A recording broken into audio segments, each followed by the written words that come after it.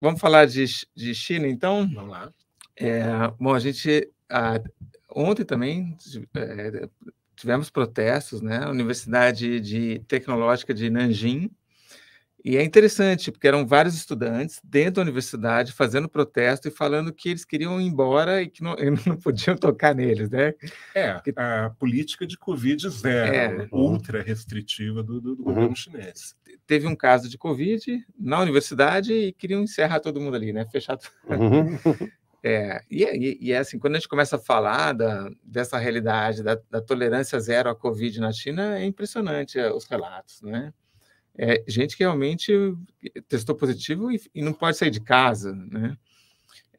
Ou tipo, as pessoas não podem nem fazer a quarentena em casa, tem que ir num alojamento, né? Com condições meio que precárias ali, meio que ser obrigada e ficar lá não sei quantos dias. Então, a China super abusou, né, usou aproveitou, né, que não existia realmente nenhuma resistência na população e os caras fizeram o que eles sabem fazer, que é botar ordem, né, e reprimir os cidadãos, né, foi impressionante isso. Mas aí, no caso da China, a gente, diferente do Irã, que a gente estava conversando agora, a gente teve sim um recuo, né? Que no Irã, essa coisa da polícia da moral, a gente não sabe ainda o que vai acontecer, os protestos continuam, mas o Partido Comunista da China parece que foi mais esperto e falou, putz, se eu continuar forçando as pessoas a fazer esses testes todo dia, né? E também, assim, sem dar vacinas eficazes, né?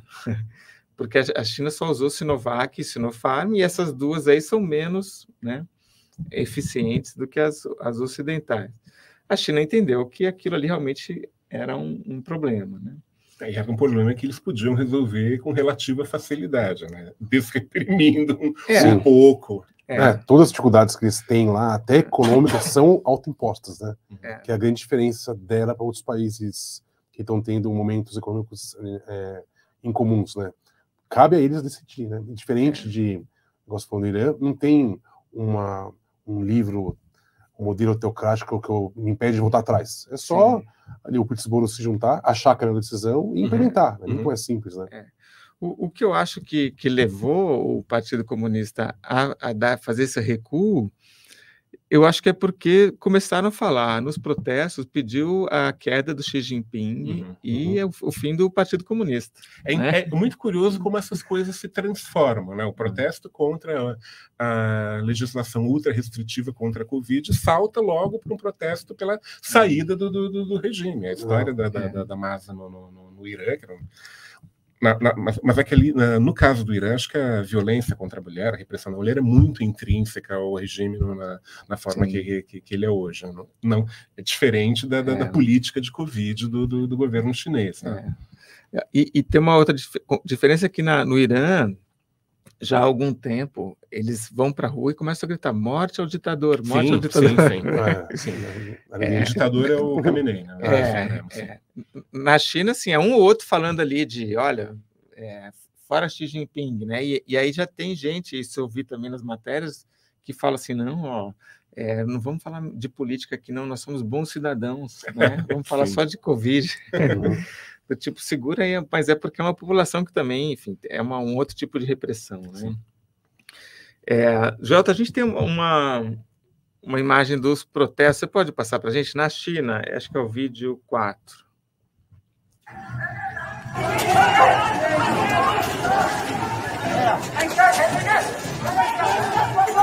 Houve conflitos entre moradores e os trabalhadores médicos, não é isso? Aí no caso é policial, é tropa de choque. Que estão com essas botas aí, tudo para não... Derrubando uma tenda de testagem de Covid, e jogando objetos na polícia. E na China, ok, Joelton, acho que é isso. Acho que pode cortar já. A gente tem a população mais idosa da China que não tomou vacina, né? Não sei por que eles falharam aí, né? Um regime super opressor e não... E essa coisa, então assim, e tem muita gente que não foi exposta ao vírus ainda, né? Porque com essa super política de lockdown, você está sempre fechado em casa, não sei o quê, muita gente não teve nenhuma contaminação, né? Não teve contágio, né? E uma das coisas que é interessante nos protestos, uma é que a repressão à China é tão... o que a pessoa pode dizer é tão grande que basta você levantar um papelzinho branco, né? Você vai fazer um protesto, você só faz assim, ó, não está dizendo nada, né? Exato. A gente comentou aqui antes da conversa lá, que está parecendo uma coisa conceitual do Ai Weiwei, né? Que é o artista plástico chinês mais conhecido. Você não precisa escrever nada. Você levanta uma folha de papel em branco e ali já está traduzido a impossibilidade de você dizer alguma coisa contra o regime. É tanta coisa que a pessoa projeta, cada um que olha tem conteúdo suficiente para 3 páginas você de projeta projeção. O seu protesto ali, uma tela em que você protesta você projeta a sua indignação. É um protesto interativo, assim, tipo, né? Tipo, você...